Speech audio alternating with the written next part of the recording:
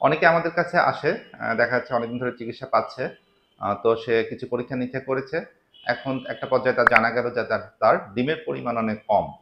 তো এটার আসলে সমাধান কি? এই বিষয়টা নিয়ে একটু কথা বলি। আমি ডাক্তার মুবাশির হাসান। আমি একজন বন্ধ্যাত্ব প্রজনন হরমোন বিশেষজ্ঞ।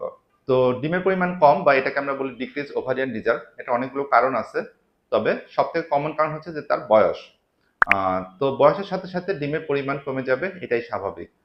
একটা নারী যখন জন্ম নেয় তখন সে নির্দিষ্ট সংখ্যক ডিম্বাণু নিয়ে জন্মগ্রহণ করে, যেটা তার প্রতি মাসিক সাইকেলের সাথে একটা একটা করে নষ্ট হতে থাকে। তো এভাবে দেখা যাচ্ছে তার জীবনচক্রে যতগুলো ডিম্বাণু নিয়ে সে আসছিল, মোটামুটি ৪৫ থেকে ৫০ বছরের মধ্যে প্রায় সবগুলোই ফুরিয়ে যায়। তো এক্ষেত্রে ৩০ বছরের পরে এই ডিম্বাণুর পরিমাণটা খুব দ্রুত কমে যেতে থাকে, ৩৫-এর পরে আরো দ্রুত কমে যায়, অর্থাৎ ৪০-এর মধ্যেই আপনার মা হওয়ার ক্ষমতাটা প্রায় শেষের দিকে চলে আসে। এই জন্য আপনার বয়সটা ইম্পর্টেন্ট, যে কোন বয়সে আপনি চিকিৎসা নিতে আসছেন। যদি দেখা যায় যে আপনার বয়স ৪০ বা ৪৫-এর মধ্যে, এবং তখন আমরা খুব স্বাভাবিকভাবে এক্সপেক্ট করি যে আপনার ডিমের পরিমাণটা অনেক কম হবে, এবং সেক্ষেত্রে কিন্তু চিকিৎসাটাও জটিল হবে। যদি আপনার বয়স দেখা যাচ্ছে ৩৫ থেকে ৪০-এর মধ্যে থাকে, তখন আমরা কিছু পরীক্ষা নিরীক্ষা করে দেখার চেষ্টা করি যে আপনার ডিমের পরিমাণ কেমন আছে, এবং অন্যান্য ফ্যাক্টর যেগুলোর জন্য বন্ধ্যাত্ব হয় সেগুলো সব ভালো আছে কিনা। যদি দেখা যাচ্ছে এক্ষেত্রে ডিমের পরিমাণ অনেক কম থাকে, সেক্ষেত্রে কিন্তু চিকিৎসায় খুব দ্রুত চলে যেতে হয়। চিকিৎসার ক্ষেত্রে এক্ষেত্রে অবহেলার সুযোগ নাই। আপনার চিকিৎসা এক্ষেত্রে বেশিরভাগ ক্ষেত্রেই একটু ব্যয়বহুল হয়। যেমন আপনার যদি ডিমের পরিমাণ অনেক কমে যায়, সেক্ষেত্রে আসলে ওষুধ দিয়ে এটা বাড়ানো যায় না। তেমন কোনো ওষুধও নাই, তারপরেও দু একটা ওষুধ আছে যেগুলো আমরা দিয়ে থাকি, যেগুলো ডিমের পরিমাণ বা কোয়ালিটি বাড়াইতে পারে, কিন্তু সবসময় বাড়ায় না।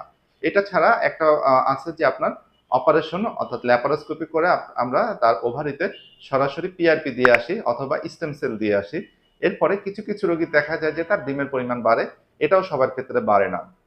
তো আলটিমেটলি এসব রোগী দেখা যাচ্ছে যদি ৬ মাস বা ১ বছরের মধ্যে কনসিভ না হয় চিকিৎসা দিয়ে, সেক্ষেত্রে কিন্তু তার আইভিএফ এ যেতে বলে, অর্থাৎ বেশিরভাগ রোগীরই কিন্তু আইভিএফ লাগে যাদের ক্ষেত্রে ডিমের পরিমাণ কমে যাচ্ছে।